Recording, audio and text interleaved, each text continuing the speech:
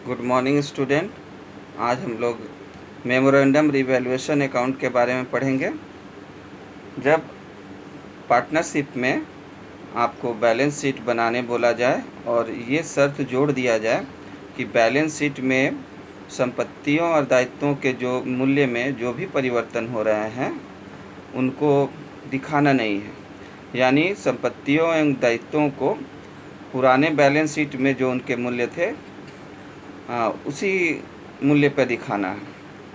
तो जब ऐसा शर्त जोड़ दिया जाता है तो इसके लिए हम लोग को रिवैल्यूएशन अकाउंट नहीं बना करके उसके जगह पर मेमोरेंडम रिवैल्यूएशन अकाउंट बनाया जाता है। इसको हिंदी में स्मरणार्थ पुनर्मूल्यांकन खाता कहते हैं।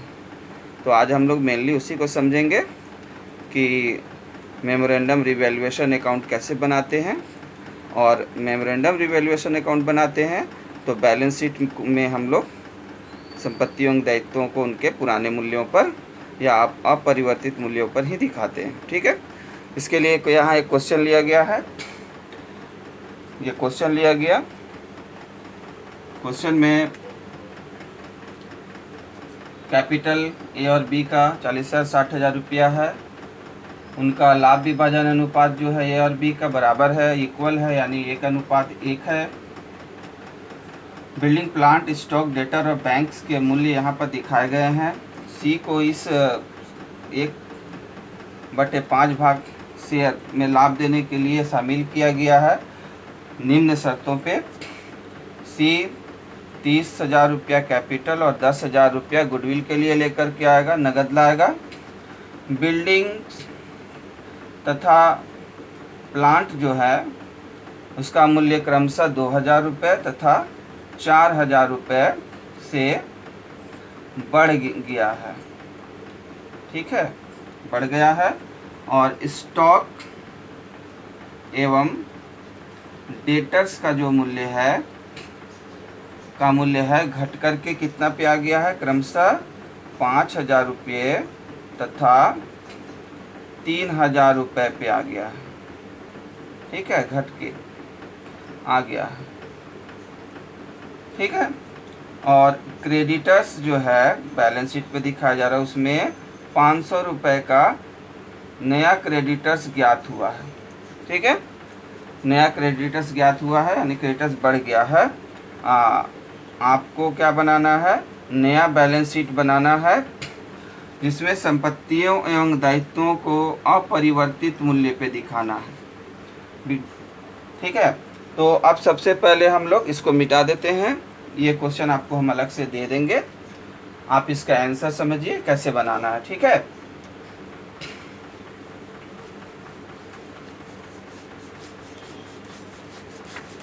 तो मेमोरेंडम रिवैल्यूएशन अकाउंट जो है, रिवैल्यूएशन अकाउंट जैसे बनाते हैं वैसे ही बनाना है ऐसे। लेकिन हम लिखेंगे क्या, मेमोरेंडम रिवैल्यूएशन अकाउंट ये लिखेंगे। इसका जो डायग्राम होगा डबल होगा, जितना दूर में हम लोग रिवैल्यूएशन अकाउंट बनाते हैं उससे 2 गुना बड़ा जगह हम लोग लंबाई में लेंगे। यहाँ पार्टिकुलर्स हो गया, amount rupees, particulars amount rupees. Okay, यहाँ बाई, यहाँ 2। तो इस क्वेश्चन में हम लोग देखें, यहाँ पास बिल्डिंग के मूल्य में क्या हुआ है, 2,000 रुपये का वृद्धि हुआ है। तो यहाँ लिख देंगे बिल्डिंग्स 2,000। प्लांट का मूल्य जो है 4,000 रुपये से बढ़ा है, इसको भी लिख दिया गया। इधर आप देखें कि स्टॉक जो है बैलेंस शीट में 6,000 रुपये है, लेकिन स्टॉक अब कितना पे आ गया, 5,000। तो 6,000 माइनस 5,000, 1,000 रुपये का स्टॉक के मूल्य में कमी हुआ है। दूसरा, डेटर्स के मूल्य में भी कमी हुआ है। डेटर्स पहले बैलेंस शीट में 4,000 का था, अभी कितना का हो गया है, 3,000 रुपये का हो गया है। ये भी 1,000 रुपये से कम हुआ है। और क्रेडिटर्स, एक नया क्रेडिटर्स आ गया है, बढ़ गया कितना, 500 रुपये का। अब हम लोग इसको बैलेंस करके जिस तरह से करते थे पार्टनर्स कैपिटल अकाउंट में बांटते थे, वो काम यहाँ भी करेंगे। यानी यहाँ तक हम लोग रिवैल्यूएशन अकाउंट जैसा ही बना रहे हैं। 4 2 6,000 रुपये टोटल, 6,000 टोटल। अब जो बैलेंस आएगा 2,500, 500, 3,000, 3,500 का बैलेंस आया। रिवैल्यूएशन प्रॉफिट होता है, इसको ओल्ड पार्टनर्स के कैपिटल अकाउंट में ट्रांसफ़र कर दिया गया ओल्ड रेशियो में।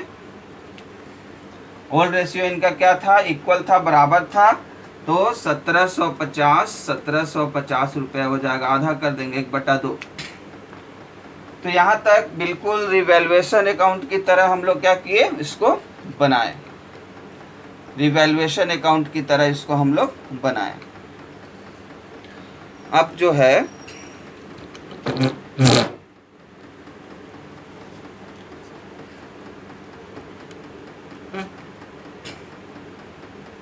ओके, रिवैल्यूएशन अकाउंट की तरह हम लोग बना लिए इसको। अब हम लोग इसको क्या करेंगे कि जस्ट अपोजिट एंट्री करेंगे, उल्टा।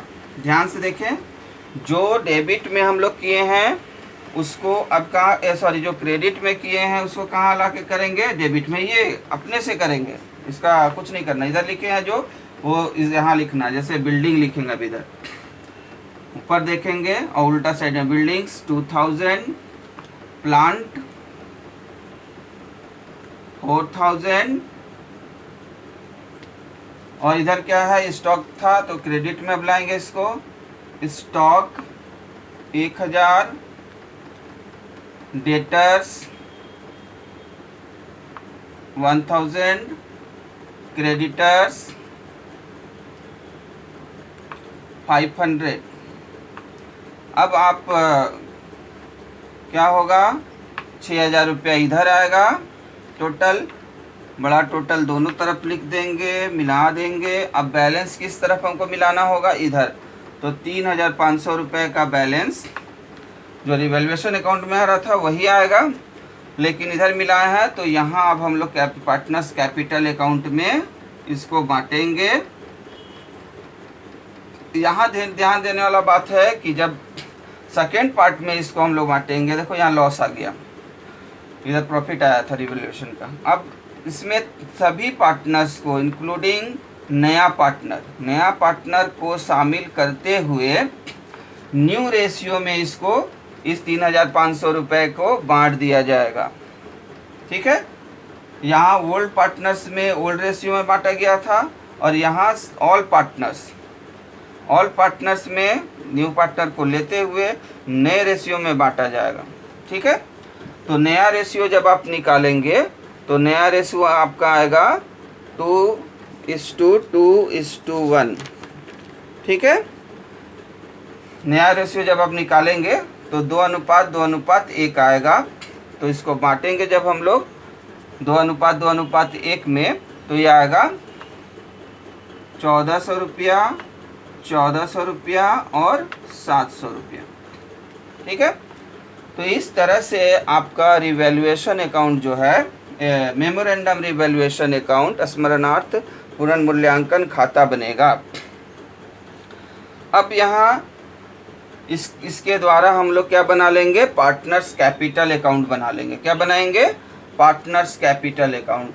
हम लोग यहाँ इस वीडियो में पार्टनर्स कैपिटल अकाउंट हम नहीं बना रहे हैं, आप बनाएंगे। ठीक है, आप बनाएंगे। हम इसके बाद डायरेक्ट आपको बैलेंस शीट कैसे बनेगा वो दिखाते हैं।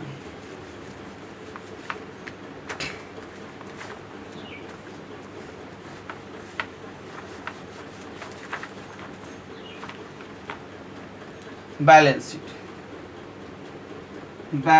शीट जब हम मेमोरेंडम रिवैल्यूएशन अकाउंट बना रहे हैं तब बैलेंस शीट में क्या होगा, जो संपत्ति और दायित्व हमारा क्वेश्चन यानी पुराना बैलेंस शीट में दिया था वही रहेगा। यहाँ लिख देंगे capital and liabilities, amount rupees, assets and properties amount rupees. Okay, अब अभी हम लोग क्या करेंगे, पुराना बैलेंस शीट देखेंगे क्वेश्चन में जो दिया हुआ था, और उसी के अनुसार हम लोग अब यहाँ पास नए बैलेंस शीट में एंट्री करेंगे। सबसे पहले हम लोग क्या करेंगे कि कैपिटल अकाउंट लिखेंगे, कैपिटल अकाउंट्स। यहाँ जो हम लोग कैपिटल अकाउंट बनाएंगे उसका जो बैलेंस सीडी आएगा या बीडी आएगा उसको हम लोग यहाँ पास दिखाएंगे। तो इस क्वेश्चन में हम नहीं बनाए हैं, जब हम लोग बनाएंगे तो उसका बैलेंस देखेंगे, यही आएगा जो हम यहाँ लिख रहे हैं 47,850, 67,850 और 29,300, और ये सबको जोड़ेंगे तो 1,45,000 आ जाएगा। उसके बाद क्रेडिटर्स कितना था, क्रेडिटर्स पहले से पुराने बैलेंस शीट में क्रेडिटर्स कितने का था, तो हम लोग देख रहे हैं क्वेश्चन में 15,000 रुपये का था। कितने का था, 15,000 रुपये का क्रेडिटर्स था। अभी भी हम लोग को क्या करना है, 15,000 का ही क्रेडिटर्स लिखना है, जबकि यहाँ 500 का क्रेडिटर्स बढ़ गया है, लेकिन हम लोग उसको यहाँ शामिल करके नहीं दिखाएंगे। ठीक है, रिवैल्यूएशन अकाउंट जब बनाते हैं तब हम लोग बैलेंस शीट में जितना बढ़ा है घटा है उसी के अनुसार एंट्री करते हैं। बिल्डिंग का क्या करेंगे, बिल्डिंग को भी हम लोग पुराने मूल्य पे ही दिखाएंगे, 30,000 पे ही दिखाएंगे, इसमें जो भी कमी बेसी हुआ उसको नहीं दिखाएंगे। प्लांट पुराने बैलेंस शीट में 70,000 का था, यहाँ भी 70,000 का ही रहेगा। स्टॉक 6,000 का था, 6,000 का ही रहेगा। डेटर्स 4,000 का था, 4,000 का ही रहेगा। बैंक चेंज होगा, बैंक को आपको चेंज करना है। ठीक है, क्यों, क्योंकि नया पार्टनर आ रहा है। पहले से बैंक में कितना पैसा था, 10,000 रुपया पिछला बैलेंस शीट में था। वो कैपिटल के लिए नया पार्टनरशिप कितना लाया, 30,000, और गुडविल के लिए कितना लाया, 10,000।